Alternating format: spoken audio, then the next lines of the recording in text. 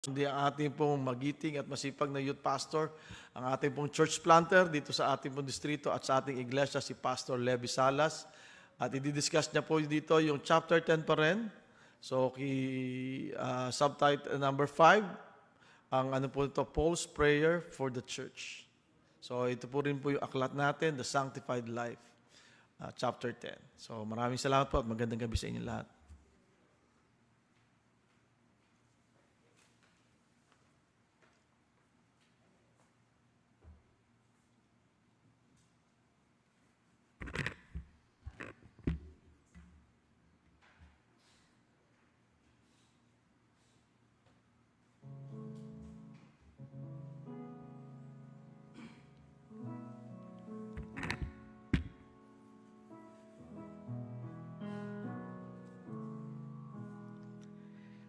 And here we are,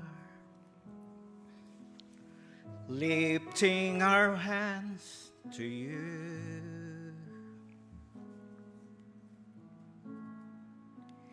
Here we are, giving you thanks for all you do. And as we praise and worship your holy name, you are here, dwelling within our praise.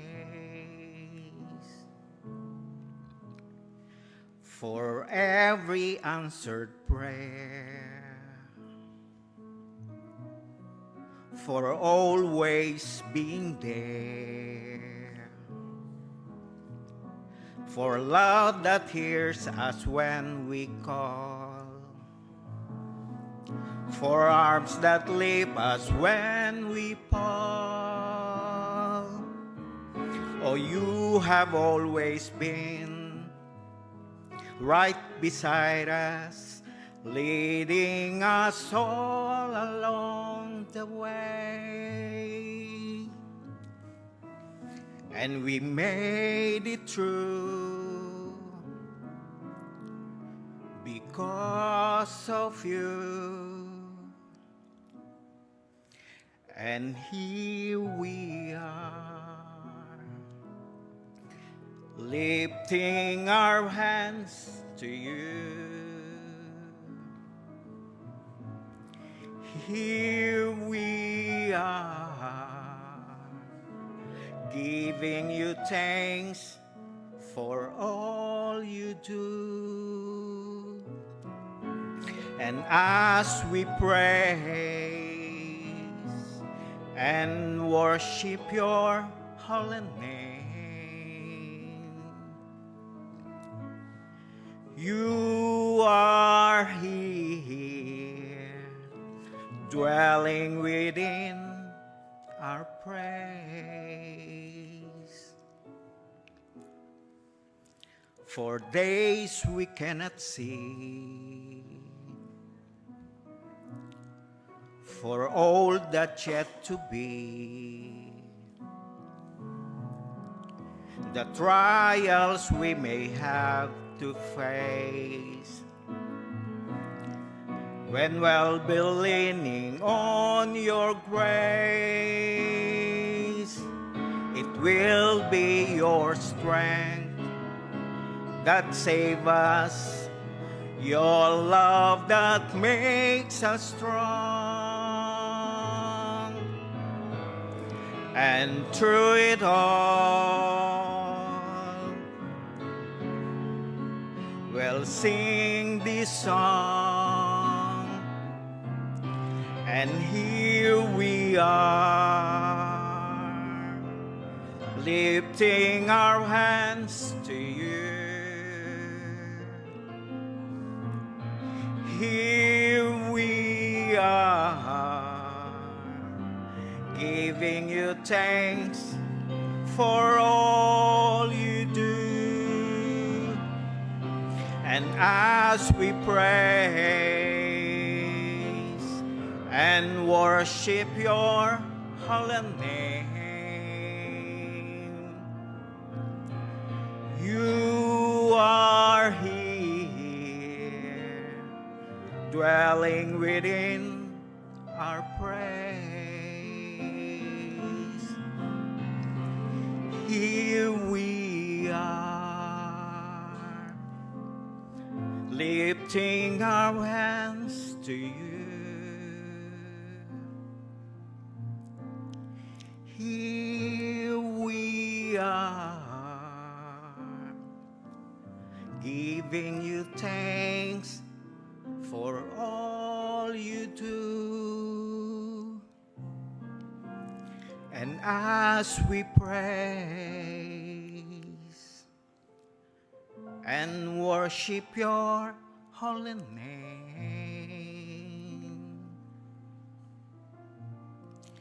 you are here, dwelling within our praise.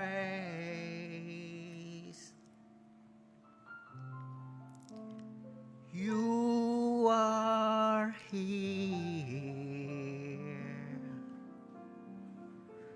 dwelling within our praise.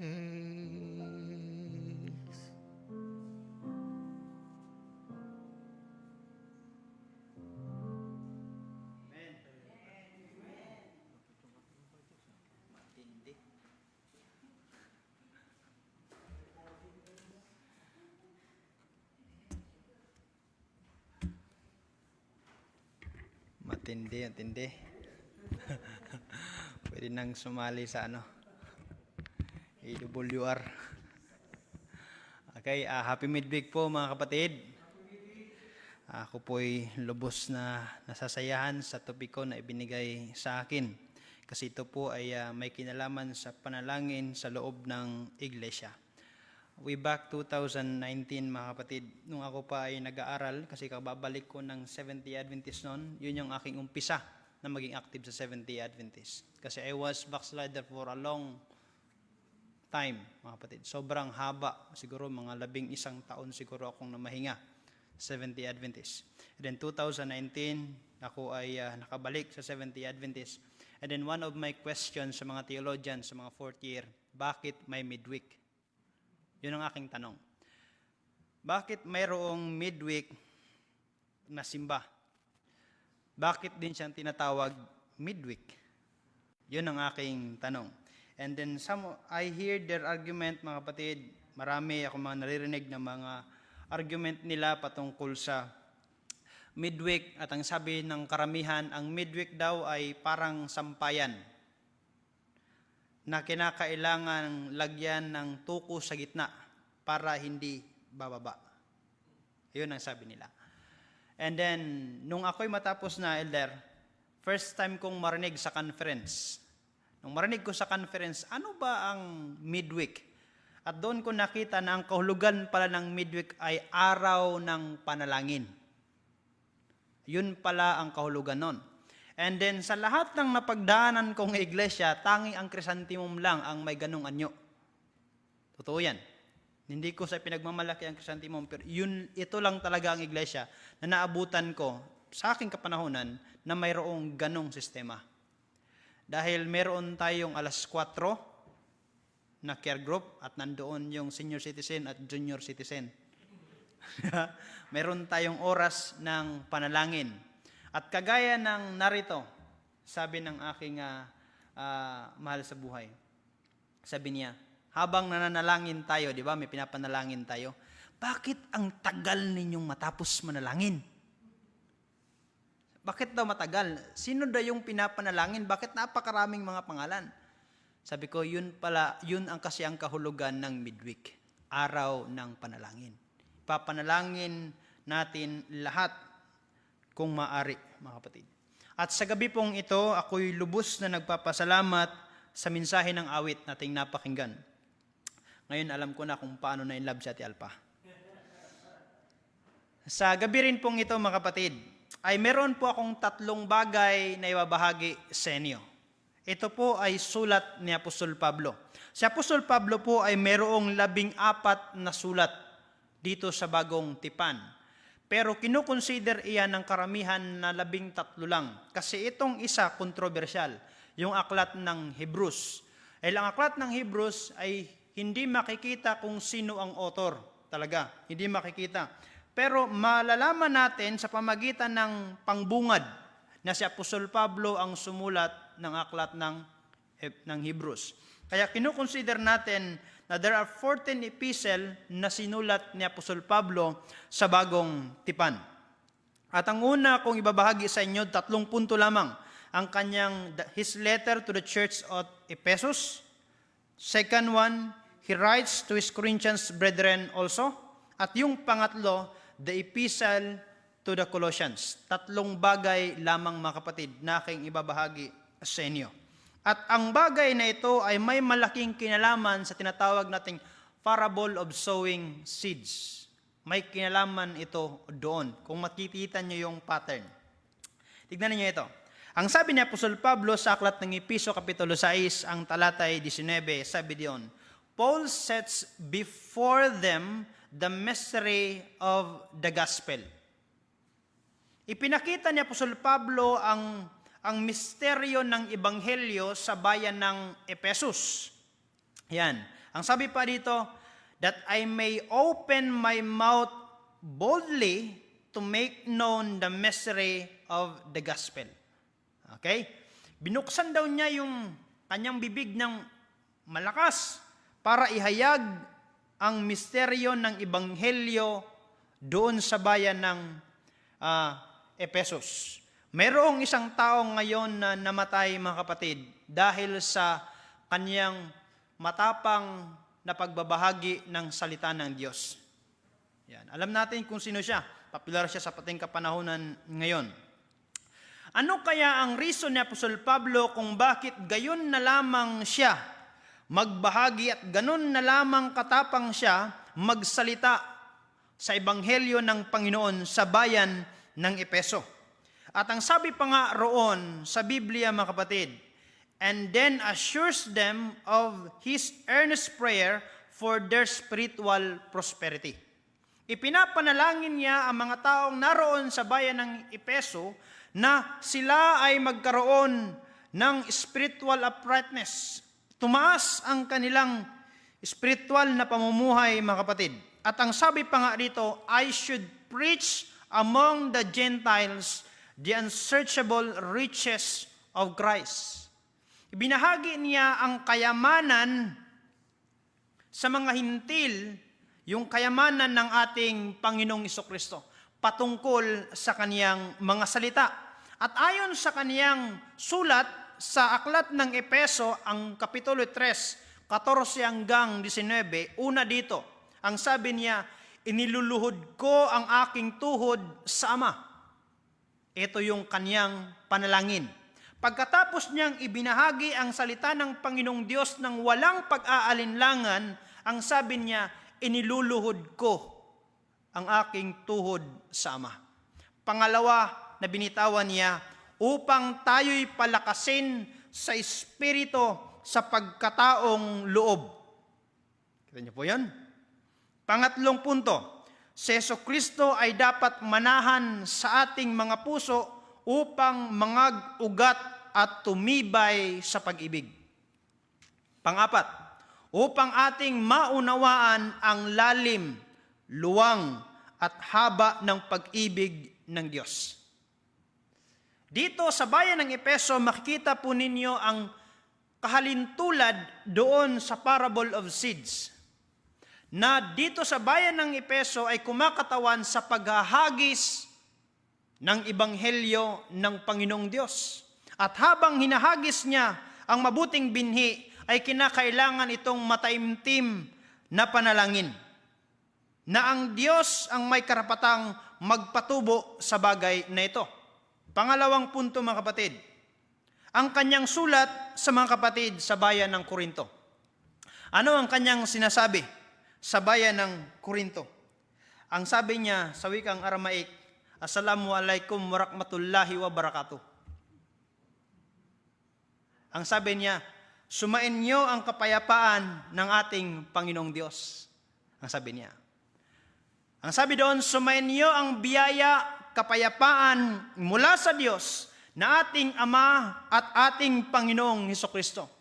Pangalawang punto na kanyang sinabi, kayo'y pinayaman. Dahil mga kapatid na ito sa bayan ng Korinto, tinuring na Apostol Pablo na ang sabi niya, kayo na mga naninirahan, mga kapatid ko sa bayang Korinto, kayo'y pinayaman sa lahat ng bagay, sa pananalita at kaalaman. May tatlong bagay siyang binitawan. Mabibigat ito. Pinayaman na ang mga kapatid sa bayan ng Korinto. Mayaman sila. At ang sabi dito, sa pananalita at kaalaman. Tatlong bagay na mabigat ito. Marahil ang bagay na ito, mga kapatid, ay kumakatawan din sa iba't ibang estado ng iglesia. May mga iglesia na hindi pa masyadong hubog sa pananampalataya. Hindi pa masyadong malakas. May mga iglesia rin na sobrang mga matatalino. Pinagkalooban ng talas ng isipan upang gawin at isulong ang salita ng Panginoong Diyos. At ang sabi pa nga niya rito sa sulat niya sa iglesia ng Korinto, hindi kayo nagkukulang ng kaloob habang iniintay ang pagbabalik ni Kristo. Grabe, no? Ang sabi niya, hindi lamang sila pinayaman sa pananalita at kaalaman, hindi pa sila pinagkukulangan ng kaloob. Lahat ng kanilang kailangan naroon. Magkaiba ang estado ng iglesia ng Korinto sa iglesia ng Epeso. Doon sa bayan ng Epeso, bagong tanim. At dito sa bayan ng Korinto, nag-ugat na sila. At dito naman, sa lugar ng Colosas, mga kapatid, sa sulat ni Apostol Pablo sa pangatlong punto na aking babahagi sa inyo. Pagkatapos ng matanggap nila ang ebanghelyo ng Panginoong Diyos, sabi sa sulat ni Apostol Pablo, sila'y namunga mula nang marinig nila ang salita ng Diyos. At ito'y tinanggap ng buong puso. Namunga sila. Grabe, no? Tapos, sa pangalawa, ang sabi dito, mula nang marinig ni Pablo ang bagay na ito sa Colosas, nung marinig niya na ang bayan ng Colosas ay nagbunga, nung matapos tanggapin nila ang salita ng Panginoong Diyos, ang sabi ni Apostol Pablo, hindi sila tumigil sa pananalangin. Patuloy niyang ipinapanalangin ang bayan ng Colosas. At ang sabi pa dito, napuspusin sila na sa kaalaman ng kalooban ng Diyos na sa may buong karunungan sa pagkaunawa ayon sa Espiritu. Pangatlo, upang sila'y magsipamunga sa bawat gawang mabuti at magsilago sa kaalaman ng Diyos. Pangapat, palakasin at may buong pagtitiis at pagpapainuhod na may galak. Grabe, no? Yung tatlong iglesyang ito na sinulatan ni Apostol Pablo patungkol sa kanyang panalangin, ang sulat niya sa Epeso ay kumakatawan sa mga bagong mga mananampalataya. At ang pangalawa, ang iglesyang ito ay mayroon ng ugat sa Diyos. At ang pangatlo ay nagkaroon na sila ng bunga. Mga kapatid, hindi porket ating makita na ang ating inaralan ay okay na, hahayaan na natin. Sundan natin ang hakbang ni Apostol Pablo na ang sabi niya, patuloy akong nananalangin nung sila'y aking marinig na nagkaroon ng bunga. Grabe ang sulat ni Apostol Pablo, mga kapatid. At marami pang binitawan si Apostol Pablo na mga bagay upang ang mga taong ito ay mas lalong tumibay sa pananampalataya.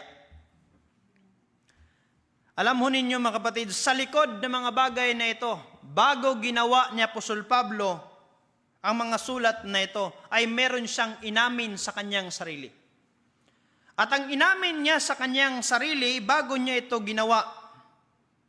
Nung unang panahon, sa aklat ng Galacia Kapitulo 1, ang talatay 13, sinabi niya kung anong buhay meron siya noon. At ang sabi niya, sa talatang 13, Kapitulo 1 ng Galacia, sapagkat inyong nabalitaan ang aking pamumuhay ng makaraang panahon sa relihiyon ng mga Hudyo. Alam natin ito, kung anong buhay meron si Apostol Pablo. Bago siya sumulat sa Epeso, bago siya sumulat sa Korinto, bago siya sumulat sa Kolosas. At ito ang kanyang inamin. Nabalitaan ninyo ang aking pamumuhay nung unang panahon sa relihiyon ng mga Hudyo. Kung paanong aking inuusig na malabis at nilipol ang iglesia ng Diyos. Grabe, no? Inamin niya sa kanyang sarili. Nilipol niya ang iglesia ng Diyos. Pinagsikapan niya. At batay sa sinasabi ng mga scholar, mga kapatid, kapag makita niya na ang sinuman sa mga Kristiyano na tagasunod ng ating Panginoong Jesucristo, kakalad ka rin niya pabalik sa Jerusalem. Tinatalian, kinakaladkad. Ganon siya kahigpit, mga kapatid.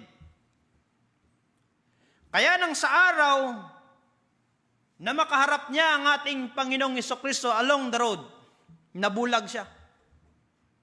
At ang sabi ng Panginoon sa kanya, ibig mo bang sipain ang matalas? Kapag sinipa mo ang isang bagay na matalas, masusugat ka talaga. Kaya nagtanong siya, ano ang iyong pangalan, Panginoon? At ang sabi niya, ako, si Kristo, na iyong inuusig.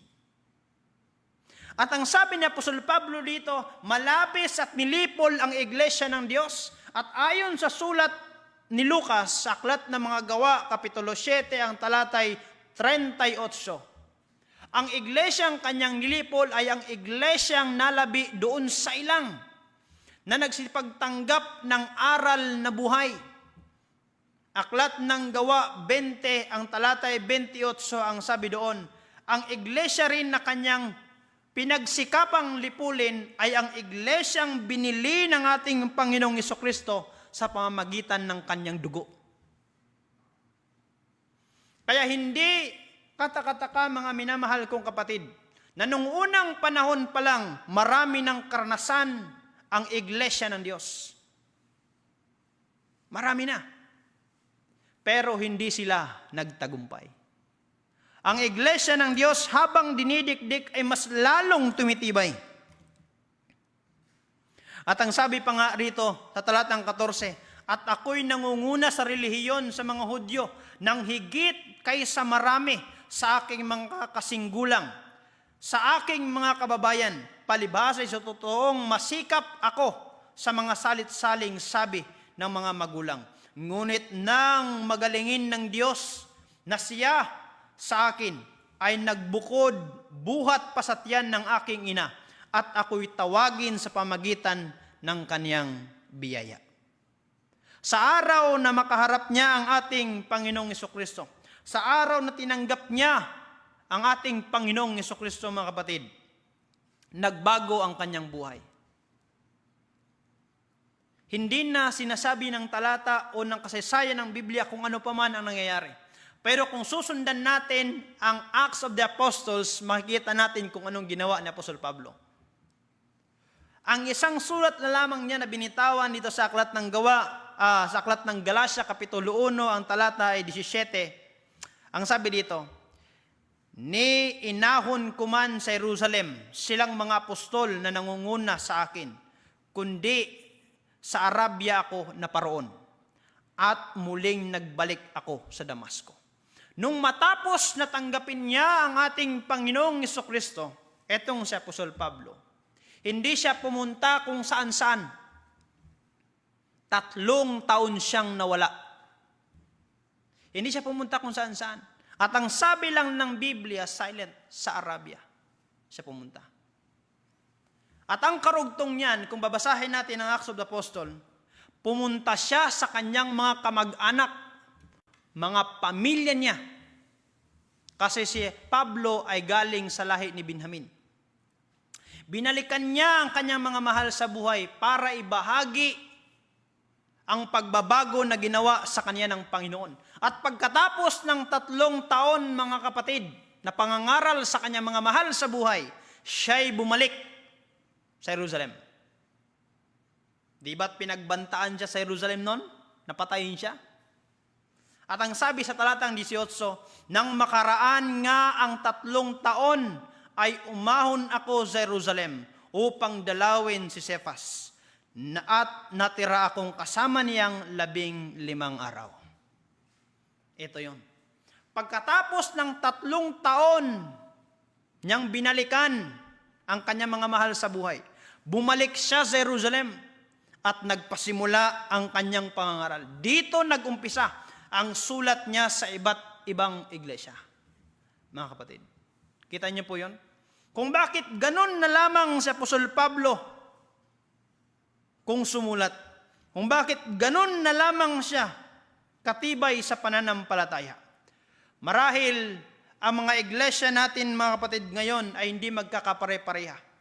Kagaya rin ng sinulat ni Apostol Pablo sa lugar ng Epeso, sa lugar ng Korinto, sa lugar ng Colosas. Merong mga iglesia tayo ngayon na katulad nila. Totoo yan, mga kapatid. Kaya nga, iba-iba ang kaloob.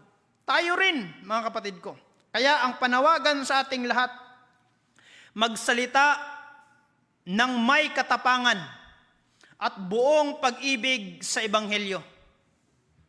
At ang sabi pa nga ni Apostol Pablo, mga kapatid, dito sa aklat ng Colosas, ang kapitulo ay 3, ang talata ay 24. Meron siyang sinabi para sa atin.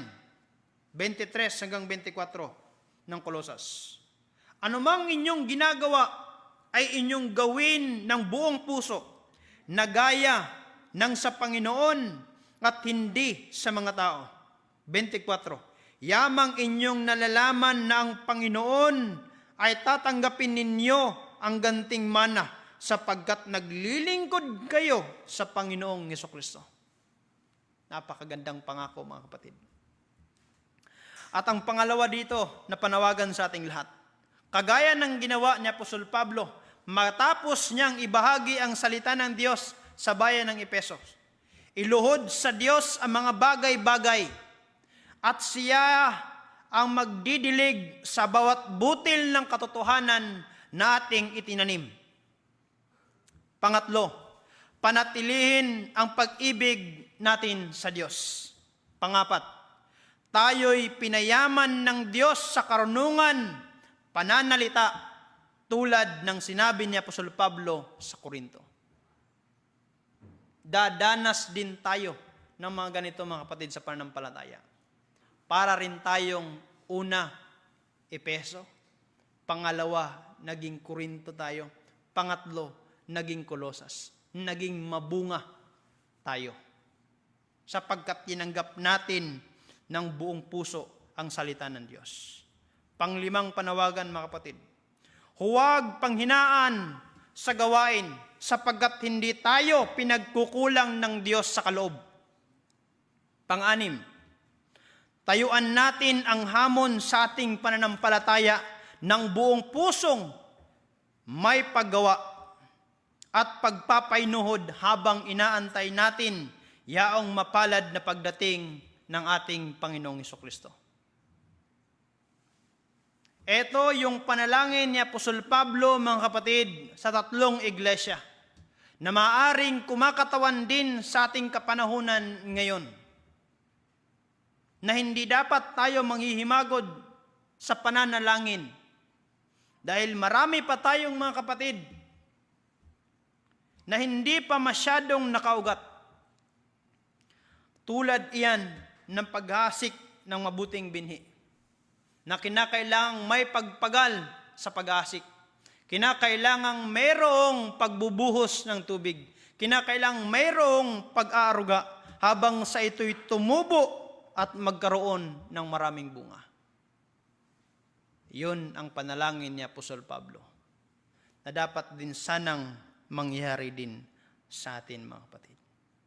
Kaya sa ating lahat, mga kapatid, huwag tayong panghinaan ng loob sa panalangin para sa ikabubuti ng nakakararami.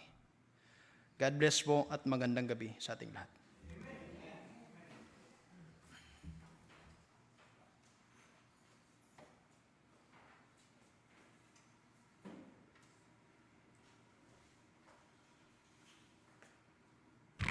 Amen. Thank you, Pastor. For our closing hymn, let's all stand and sing, "Oh, for a closer walk with Thee."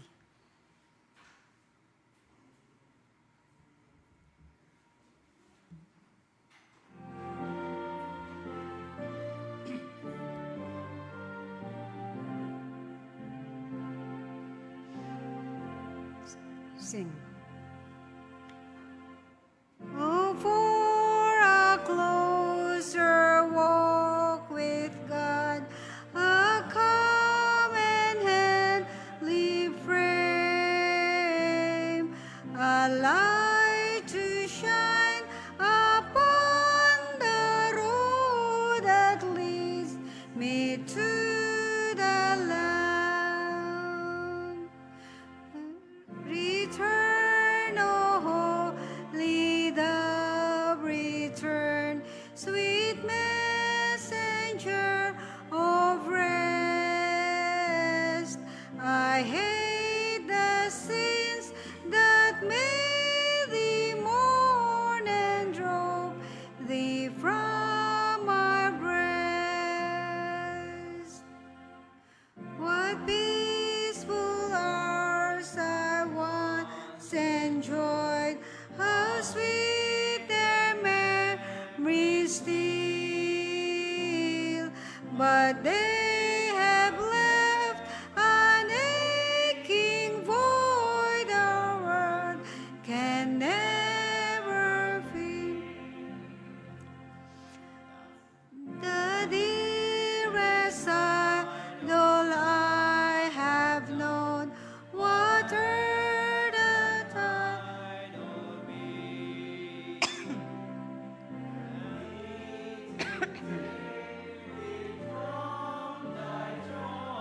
And worship only Thee.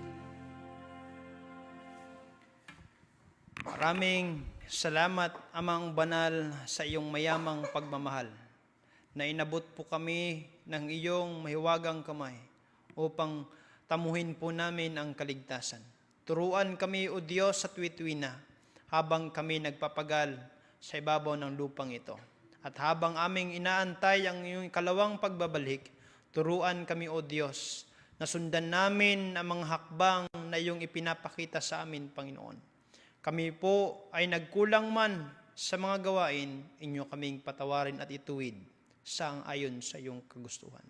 Ito po ang aming panalangin, kalakip ng kapatawaran sa aming mga pagkakasala sa ngalan ng aming Panginoong Hesus. Amen.